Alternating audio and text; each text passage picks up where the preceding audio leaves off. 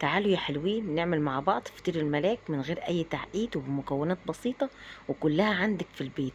تحفة جدا، وزي ما انتم شايفين تعالوا نشوف هنعمله ازاي. معانا كوباية كبيرة بنضيف فيها معلقة خميرة فورية كبيرة ومعلقتين سكر كبار، وبنزل عليهم بميه دافيه لحد 3/4 الكوبايه كده عشان اسيب ربع في الكوبايه عشان الخميره لما تتفاعل، وبدوب السكر كويس وبحطها على جنب وبركن الخميره على جنب، وبجيب الدقيق ده نص كيلو دقيق متعدد الاستخدامات وانا نخلاه كويس، وبعدين بضيف عليه 3 معالق سمسم كبار، ممكن تحط جوز هند ممكن تحط زبيب حسب ما تحبي، ورشه ملح ومعلقه بيكنج باودر صغيره و3 معالق سكر كبار، وبقلب كل المكونات الجافه دي، وبعدين بحط رشه فانيليا لانها بتعمل ريحه حلوه للفطير، وبعدين بجيب 3/4 كوبايه زيت، 3/4 كوبايه بضيفها على الدقيق. دي مكونات النص كيلو، اللي عايزه تضاعفي الكميه بتضاعفي المكونات.